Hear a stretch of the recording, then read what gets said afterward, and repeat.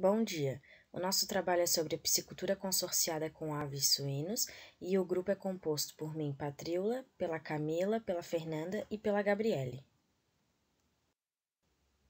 A piscicultura é uma atividade praticada há muito tempo, existindo registros em que os chineses já praticavam há vários séculos antes da nossa era e de que os egípcios já criavam a tilápia do Nilo há 4.000 anos. No Brasil, a maior parte das atividades relacionadas ocorre em propriedades rurais comuns, em fazendas dotadas de açudes ou represas. Utilizando pouca mão de obra, a piscicultura nos açudes e represas não conflita com as demais atividades desenvolvidas numa fazenda. É um completo muito proveitoso, dado que tem a característica básica de reciclar subprodutos e resíduos, transformando-os em proteína animal. A piscicultura é classificada em extensiva, semi-intensiva, intensiva e superintensiva. É extensiva quando utiliza apenas os alimentos naturais que se desenvolvem nas águas, para os peixes cultivados, como exemplo, os cultivos em açudes, lagoas, represas, lagos e outros mananciais. Na semi-intensiva, há a necessidade de se fertilizar as águas ou fornecer alimentos suplementares aos peixes, como farelo de arroz, trigo, milho, soja, farinhas de carne, sangue e peixe. A piscicultura intensiva utiliza-se de rações balanceadas na alimentação dos peixes, em virtude das densidades de estocagem bastante alta, o que torna os alimentos naturais por demais insuficientes, embora estejam presentes e possam mesmo ser incrementados através de fertilizantes. Já na piscicultura superintensiva, as densidades de estocagem são elevadas, devendo os peixes receberem rações bem balanceadas e com altos teores proteicos e energéticos.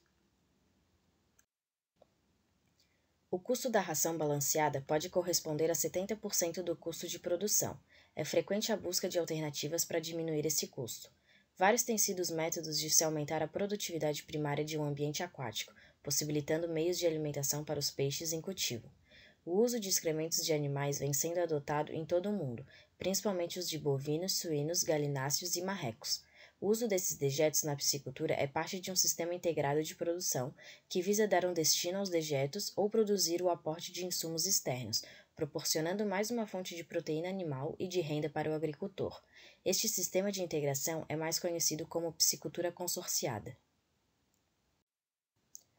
As vantagens desta fertilização são, além do fornecimento de minerais para a produtividade primária, promover a comotagem de pisos e taludes do viveiro, originar o grande número de bactérias que servem de alimento diretamente para o zooplâncton, diminuir o pH da água quando ela é muito alcalina, facilitar a absorção de fósforo pelos seres autotróficos e fornecer CO2 para a fotossíntese.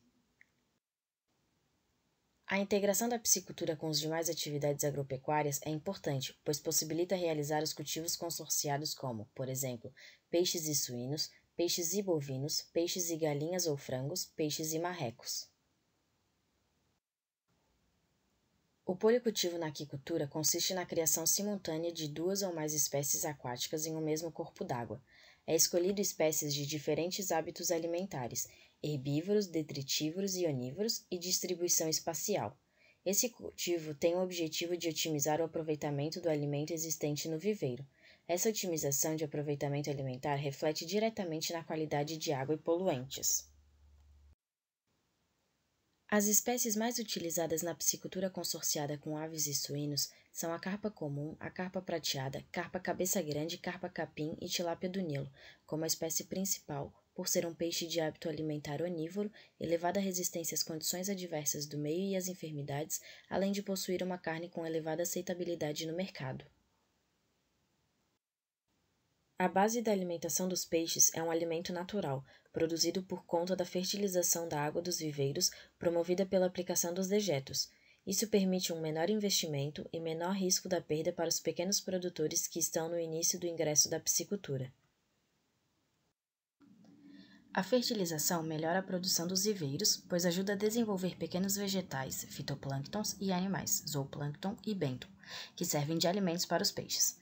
Através de uma grande cadeia de interações, os fertilizantes introduzidos na água liberam nutrientes, principalmente nitrogênio, fósforo e potássio, que aumentam a produção de fitoplâncton. E os adubos eles podem ser orgânicos, sendo estercos curtidos ou frescos, e inorgânicos ou químicos. O sistema de aquicultura consorciada com aves e suínos no estado de Santa Catarina é baseado com o uso de uma VIP, e houve um estudo em 2016 que fez o levantamento dessas propriedades focando no tipo de cultivo ambiental e principalmente no financeiro. Como a gente pode observar, a maioria dos produtores em Santa Catarina que usam uma VIP fazem um consórcio com suíno e a grande maioria com esterco em cima do viveiro, com a fertilização direta representando esses 63%. Os 11% são com suíno fora do viveiro e apenas 5% faz uso de fertilização com esterco de aves. 21% dos produtores não usam nenhum tipo de esterco e no estudo analisado não mostra qual o tipo utilizado, nem se sequer é utilizado algum tipo de fertilização. Na análise econômica, observamos que os 5 principais gastos são com ração, alevinos, energia elétrica, mão de obra e, por último, os fertilizantes. Como o maior custo é de ração nesse sistema, e ainda assim com 29% do custo de produção, enquanto outros meios de cultivo com a ração de cultivo balanceada pode chegar até 70% de custo, analisando o uso de ração no meio de cultivo em Santa Catarina com uma VIP, a gente tem a maior parte em todo o ciclo de cultivo representando 55%. Depois temos com 20% no início e no final, e com 10% somente no final da criação, sendo que uma VIP recomenda o uso da ração somente no final do ciclo. Porém, não é o que os aquicultores têm feito ultimamente. Dentre as principais regiões produtoras da piscicultura catarinense, destacam-se a região oeste, a região do Alto Vale do Itajaí, localizada mais ao norte do estado, e a região sul, que vem crescendo no cenário catarinense da produção de peixes através da piscicultura. Alguns produtores adotaram a modalidade de piscicultura consorciada principalmente em conjunto com a suinocultura. A seguir, um relatório de viagem de estudos feito pela Camila e pela Fernanda, realizado em 2017, vai explicar melhor o funcionamento desse tipo de cultivo em uma das fazendas do Alto Vale do Itajaí, em Santa Catarina. Em abril de 2017, as meninas foram ao município de Ituporanga, localizado no Alto Vale do Itajaí, a 164 quilômetros de Florianópolis, para conhecer uma fazenda de policultivo em piscicultura consorciada com suínos. O sistema utilizado é uma VIP, modelo do Alto Vale do Itajaí de piscicultura integrada, onde são realizadas a engorda de suínos e o policultivo de peixe. Quem recebeu as meninas foi o técnico agropecuário com especialidade em piscicultura, o Sr. Claudemir Luiz Chapo. Ele explicou como funciona o modelo de cultivo e elas puderam acompanhar o fim de uma despesca e o início de outra.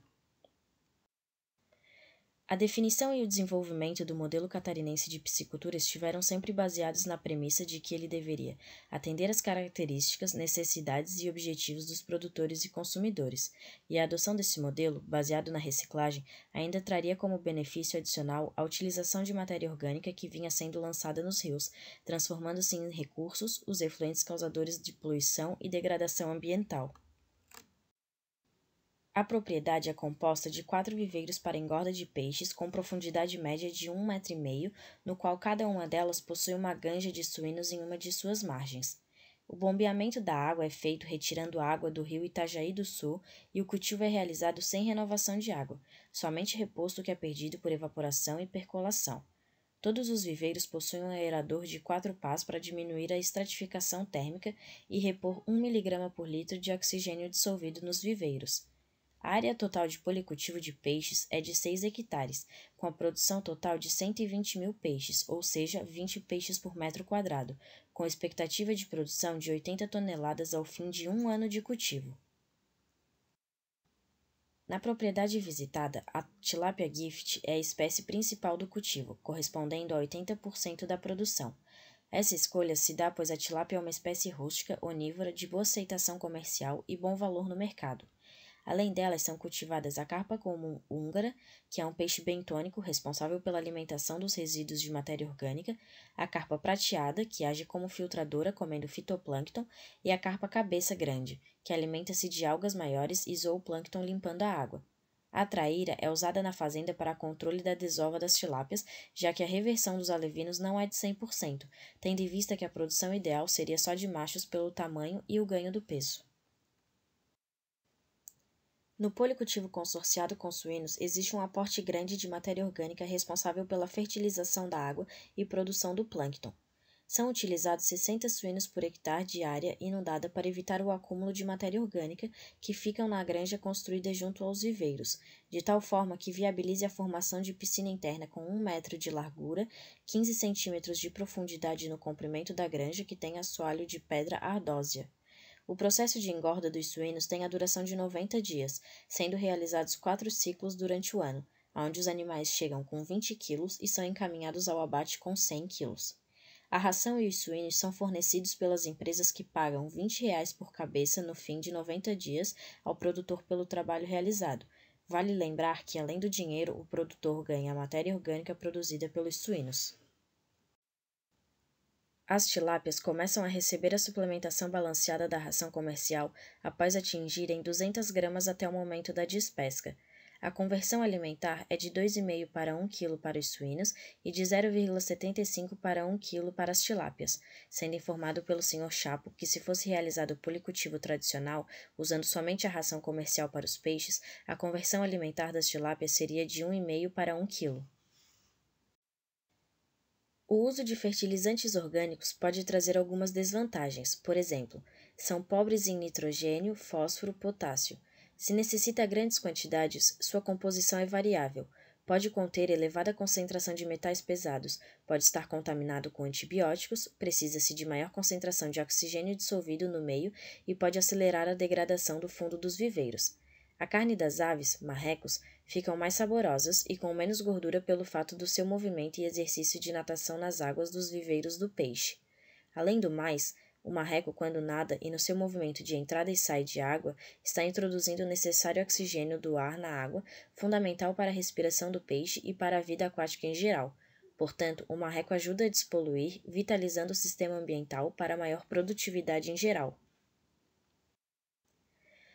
Esta é uma atividade que exige bastante conhecimento técnico e experiência no manejo de animais por parte do empreendedor e também existem vários fatores que devem ser considerados, como, por exemplo, estrutura, localização, exigências legais específicas, equipamentos, automação e matéria-prima.